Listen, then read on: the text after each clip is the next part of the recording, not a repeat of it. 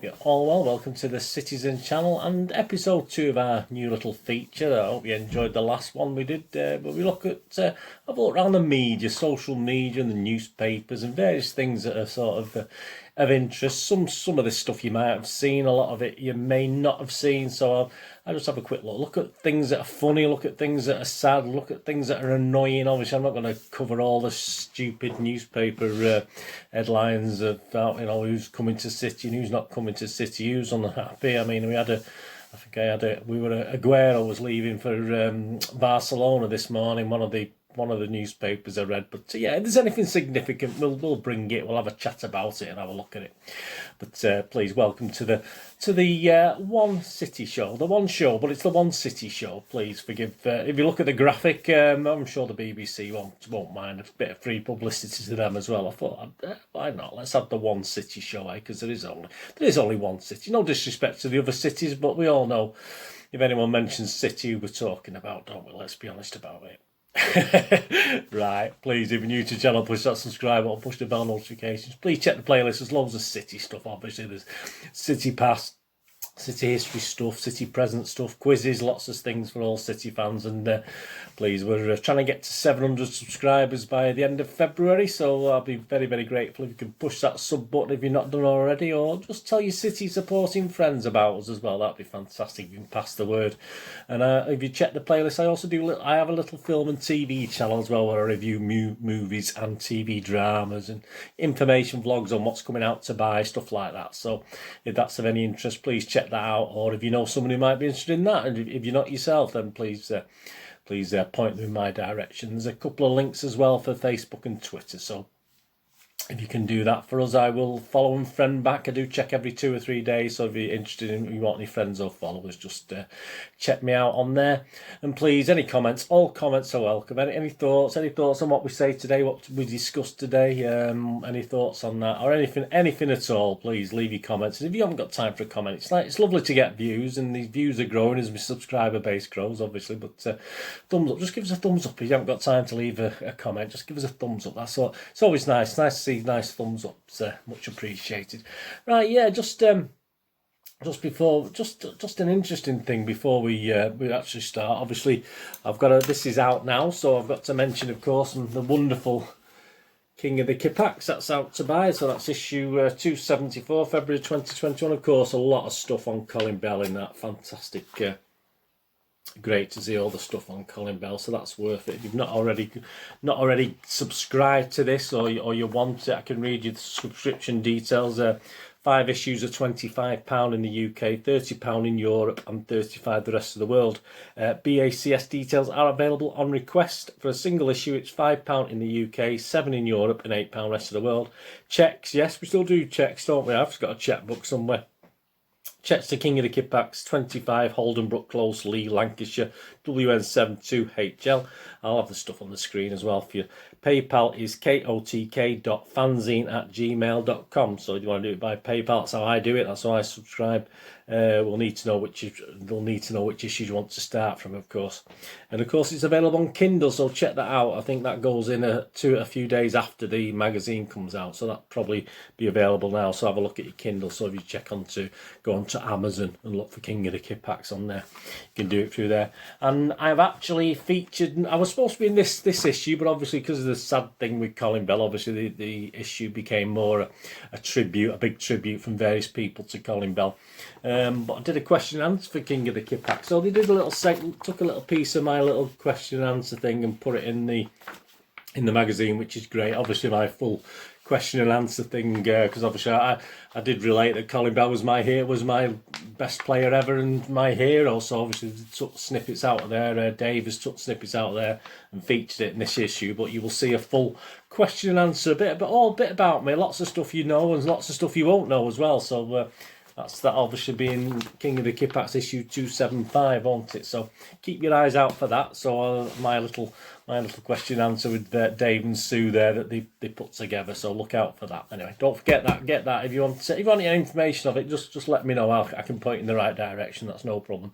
Yeah, right. Let's get on to the media as such. Yeah, I mean another one of the City fan channels has actually started paying for content now. So you obviously there's levels of membership and all this sort of thing. It's an interesting thing, isn't it? I mean, there's 2 or 3 of the City fan channels now charging, etc. I mean, there's always this Patreon, isn't there? Patreon where you can, if you want to give someone money to something, you can do it, and some of the vlogs, etc., give it to charity and this sort of thing.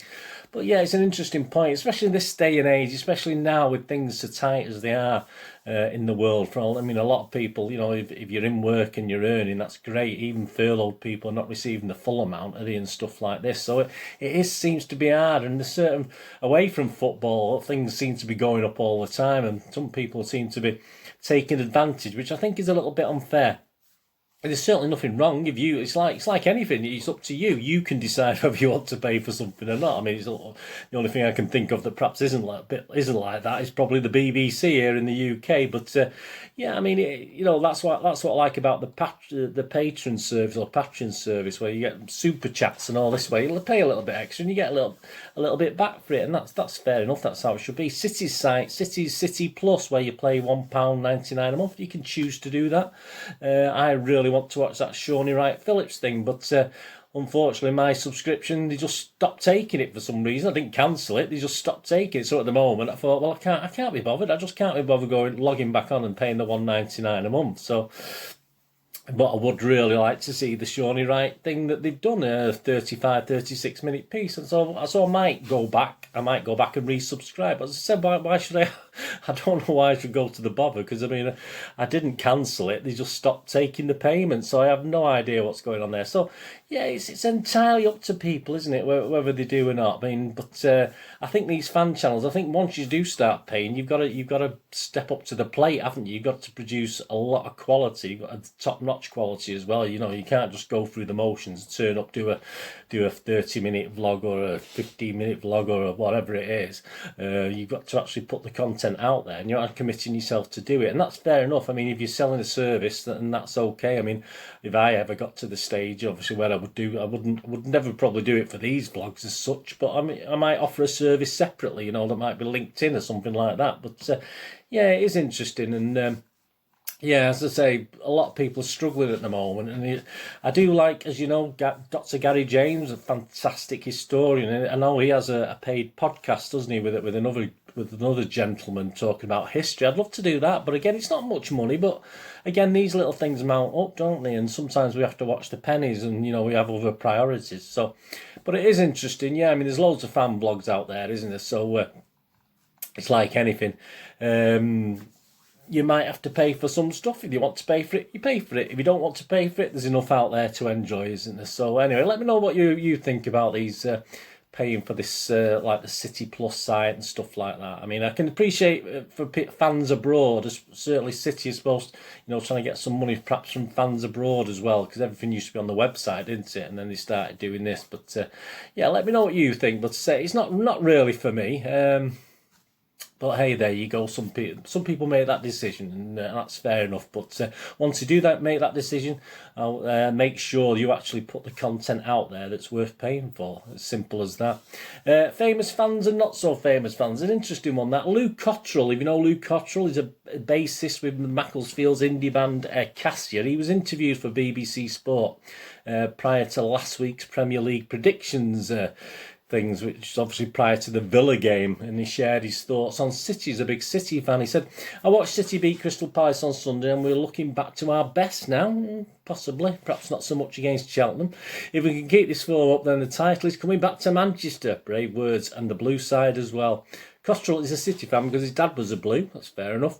He says his older brothers chose Arsenal and Manchester United. So there's some fun in that house, isn't there? When I was younger, Alex, the United fan, was giving it the big one, but he has been pretty quiet about football for the past few years, he said. It's only recently has come out of his woodwork. I've noticed at my work, they suddenly come out of the woodwork and on about red ribbons and all this sort of thing. It's only recently he's come out of the woodwork game with United back at the top of the table, but that's more than I can say about Mark, who supports Arsenal. He's not got much to say about them all these days, but well, I'll leave it to Arsenal Fan TV, I think. Costa and the rest of the band spent much of last year recording in Berlin, but he's used to watching City whenever he's in the UK. Looking forward to returning to the Etihad once fans are allowed back in. It's been hard for us not being able to tour, and the live scene is non-existent at the moment because of COVID, he added. We're still writing and releasing music. Yeah, I mean, you don't really look at bands and how they're what they're doing at the moment, do you? Though, and hoping we can hit the road again when things get back to normal, if they ever will.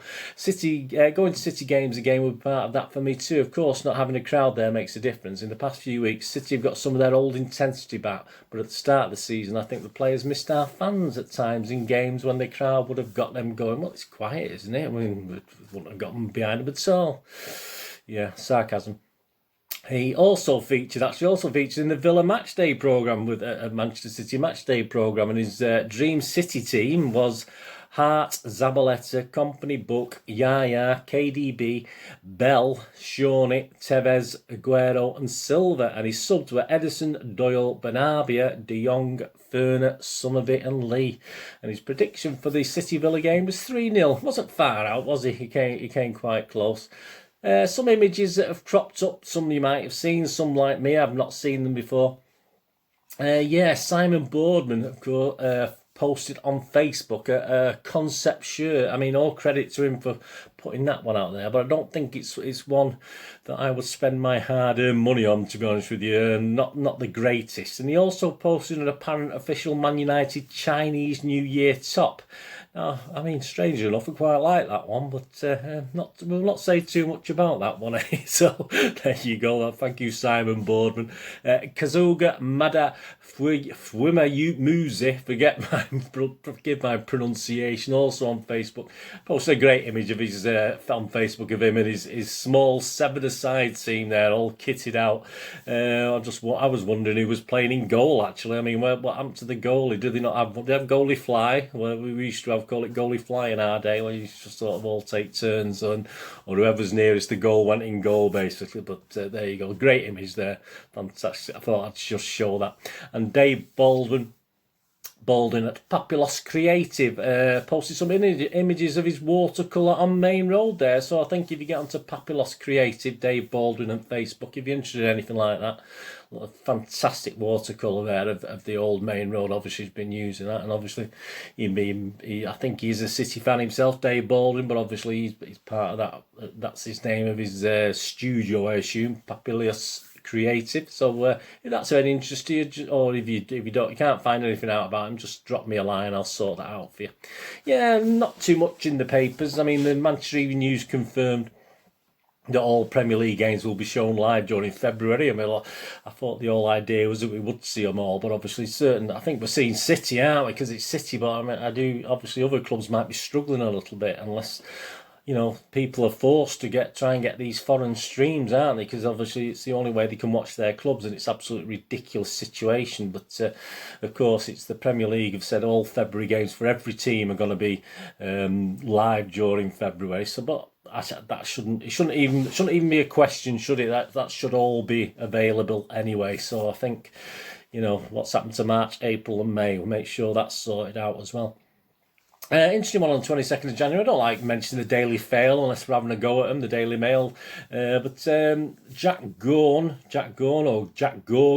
he had an interview with our own Ruben Diaz, who opens up about the joy of clean sheets. I had a quick look through. It's quite interesting. So if that's of any interest to you, if you look at the Daily Fail and Sport, Manchester City, I'm sure it's still there. If you have a quick look at that, a great interview with Ruben Diaz. You don't want to give them too much promotion, the Daily Fail, but when they produce something good, then it's something we want to watch, don't we? On these City official sites, I mean, I'm not sure about this. I don't know how long it's going on for. I think it's very brief, but City have linked up, of course, with Fortnite, haven't they? With Times Phase Clan or something. I have no idea what I'm talking about here with this one. Well, even more so than normal, perhaps. It will appear as part of a collaboration with Epic Games and Phase Clan. So check this out if that's your thing. I've no idea what it is. I think it's something about wearing the kit, characters wearing the City kits. I think that's what it is. I think back in the day, I would have kitted my favourite game of all time was probably Zelda. The Zelda games, I would have kitted Link and Zelda out in a full city kit if I had the option. That was fantastic. I wouldn't have minded doing that. So anyway, check that out.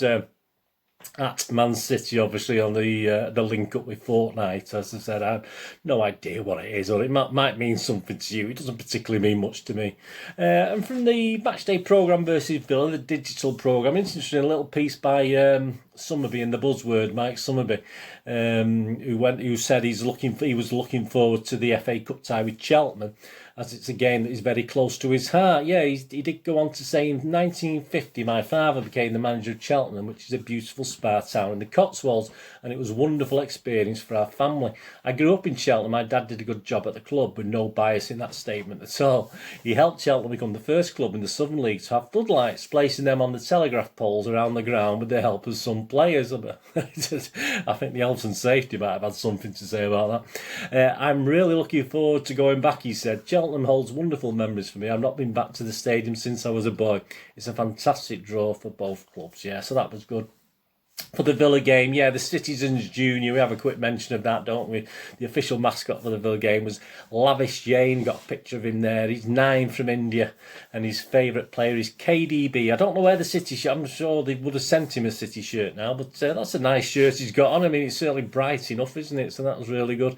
Rearranged games in February. Yeah, 5 City fixtures have been selected for broadcast in February, changing the times and or dates of the games involved. Yeah, it didn't work out too well for me with work, etc. But hey, there you go.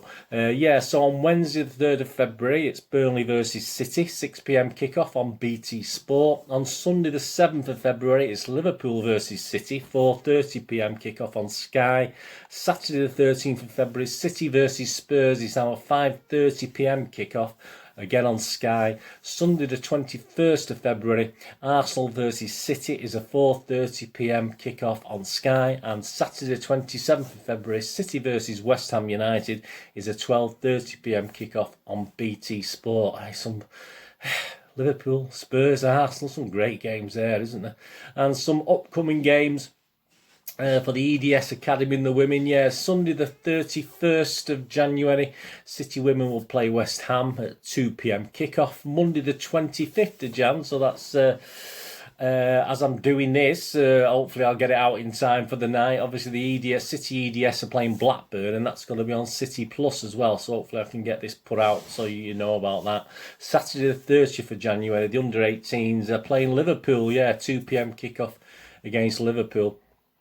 And of course, talking of City Plus earlier on about having to pay, and what I did mention, obviously that's Sean Wright-Phillips, City's homegrown hero, is now featuring on there. So if that's of any interest and you subscribe, or you want to pay the £1.99 I think per month and subscribe to it, that's on there. And City have announced another global partnership. Yeah, it's not with a game company or anything like that. It's Unilumin Sports, there you go, the world's leading LED, they always are, aren't they? Always the world leaders, aren't they? Everyone we sign up with. The world's leading LED displays solution provider for global sports, there you go. So we'll see lots of that, I suppose, around the pitches, etc. Focused on its advanced pitchside LED solutions, the latest offering from the Man City, headquarters are in Shenzhen, China, operating in 100 countries worldwide. Unilumin chose Manchester City as its first partnership in the Premier League to strengthen its world-leading reputation in top-level international sport. So there you go, a new partnership. I mean, I know we don't know much about these, but it's all money in the pot, isn't it? So we can't complain more than, certainly with COVID at the moment. Obviously, with any cash we can get in, obviously turnovers and major clubs are going to be dropping left, right, and centre, aren't they? So we need all these link-ups we can. Out and about on social media, yeah, this is a great image there accompanying this tweet by Dr. John Bell, of course, the son of Colin Bell, at radiology_UK on January the 20th. Yeah, he did comment, grandkids are proud of that number 8 shirt, Ilkay Gundogan at Man City. Keep those goals coming. Yeah, after Gundogan has scored the penalty, obviously, in the recent game. And Ilkay Gundogan answered at Ilkay Gundogan, it's a pleasure to wear your grandfather's number 8. all the best and greetings to the whole family. I would love to host you and your family for a game at the Etihad once we hopefully get back to normal soon. Fantastic. Yeah, and after the Bernardo goal fallout with the offside goal, etc., was it offside? Which it wasn't by the rules of the law. Not Jim White at Not Jim White 1 on January the 20th. He wrote to BT Sport. I don't think he wrote directly. He just did it through the @ obviously. Dear @ BT Sport, Harvey McManaman on co-coms who doesn't know the laws, Peter Walton as the expert who didn't know the laws, and @ Rio35 who wants to make up his own laws really isn't very professional, is it? Poor coverage as usual. I think we all echo that. Andy Morrison's quite funny. Andy Morrison, January the 20th, he posted, for me it's offside, but Mings in general walks around chewing gum trying to look like he's cool for school. Too cool for school, so no sympathy. Yeah, tell it as it is, Andy. And @ Sam Lee, on the 19th of January, commented, I mean, this is nothing to do, this is going on to another subject, that we've not made any renewal offers to Aguero or Fernie yet. I think this is where this Aguero to Barcelona's come from. And I think it's a head versus heart, isn't it? I'm sure City must be doing something. I mean, I'm sure they've not done anything, but obviously with Aguero, it's just looking worse and worse as the weeks go by, isn't it, now with this COVID situation.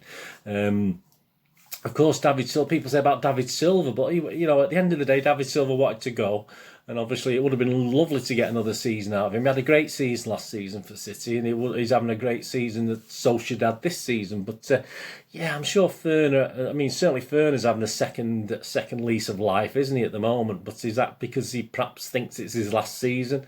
And Aguero, we don't have the option, do we? So, yeah, I mean, I'm sure. Obviously Sam Lee said we haven't made any offer to renew contracts. I'm sure something's been done. I'm sure it's not as blatant as that. I just can't believe that from City, to be honest with you. So, but it is interesting, as I say. I mean, Aguero, we do know he's not the same Aguero anyway, isn't he? But it just seems the longer these things go on, you just think they're going to fizzle out, and obviously things are going to move on, and he will probably go. It's just one of those things, and it is a head versus heart, isn't it? I'm sure City would do anything for Sergio. I'm sure City would do anything for Ferner as well. So I'm not too worried. I'm sure something's been sorted out, and if they move on with our love and best wishes, obviously. At City on a card one, yeah, I've not seen that image before. There's an image up there of Paul Power celebrating at Villa Park. In the 81 semi-final versus Ipswich. I'm not in the picture there. I'm probably about 2/3 of the way up in that Holt. Is it a Holt end? I'm not sure the name of the stand now, but obviously I'm about 2/3, 3/4 of the way up. I remember coming down actually at half time now, thinking on and then walking back. I was absolutely knackered. It was just, I was only a young lad. I was only what, 20, 22, young lad, a young man. I was only 22, but so. That's a great image. I've not seen that before. And another great Don Grant image as well, if you like Don Grant stuff. This was, of course, for Colin Bell, and you can obviously contact Don Grant through his website as well, which for any sort of, he can do images to order and art to order, etc, etc. But that's another great image of Colin Bell there, isn't it? And Roger Booth on Facebook posted an image of 2 rattles and a classic City scarf. Fantastic that is. I never had a rattle. It was sort of just dying out as I started going to games, and I was a bit jealous of the lads who had a rattle, but yeah, look at the first names on that rattle. It's got to be taken from the late 60s with those names. No, why it's the first names and not the surnames. I'm quite confused by that. But yeah, it's a great image posted. As I say, I've never had a rattle in my life, but it's nice to see the rattle. And George Cullen on Facebook gave us a great badge, of course. Oh, what a great! I'll be looking for that now on auction sites in the future. Colin Bell, City legend, the king. Fantastic! That is a great image of a badge. I've not seen that one before. Of course, ex-City player obviously still has a soft spot for City now, even though obviously he didn't have the greatest time with us and the fans were a bit mean to him at the time. Of course, Rodney Marsh posted a great image there. Probably get done for being too patriotic, wouldn't you? But that was the 19th of Jan. He said, now, there's nothing wrong, is there, with a bit of patriotism? And look at the hair. Still great hair, Rodney. I'm quite impressed with that. And it was good to see, obviously, going back to the Cheltenham game, the Cheltenham and Gloucester and Cheltenham branch. Typical, isn't it? They get a game and they can't go to it. You know, obviously, how much travelling do they get to go up and down the country to watch City? But yeah, and with 1894 group getting some City flags into the stadium, it's a nice touch that, because you never see it, do you, for other grounds, etc. You don't see it at the Etihad for away. It's just a nice touch, and that's fair enough.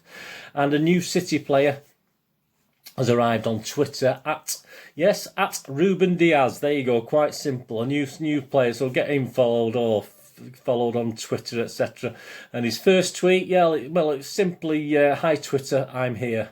So yeah, no messing about there, Ruben. Just a bit like your football sometimes. No messing about, just straight to the point. And finally, just to finish off on social media, TJ at Dotty_Dorsey. It's funny. She commented that she'd lost a few followers since she donned a City top on her profile picture. Absolutely ridiculous. But and then obviously people say, well, give her a follow, Blues. And apparently now she's gained far more. Obviously fantastic. So give her a follow as well. Give her some more City fans. So she's won back far more followers now than she's lost. So well done to all the Blues who've followed her. And please, I say the thing will be on screen. Give her a follow yourself. So that's not a bad way to end episode 2 of the One City Show. Anyway, let me know your thoughts and comments. Anything like that, say hopefully you've stuff there that you weren't aware of, or stuff that you found out. And as I say, I'll probably do these every 4 or 5 days or something like that, and look out for things that you might have missed and point in the right direction. And just hope you enjoy that. Please check out all my City stuff, City history, City present. Just check all that out, including a little special on a guy called Joe Hayes, who was a prolific scorer for City. Blind as a bat like me with my glasses, but obviously in the 50s and 60s. So there's a little special feature on it, of course. Don't forget, get that. And if you need any information on where to get it, just give us a shout and I'll point in the right direction. Anyway, thanks for watching today. Whatever you're going to do the rest of the day, have a great one. Look after yourselves, look after your friends, look after your families. More importantly, let's all look after each other. So we meet again here on the Citizen channel. Perhaps you flit over to my film and TV channel, wherever it is. All I ever ask of you is please stay safe, Blues. Come on, City. Thanks for watching. Bye-bye for now.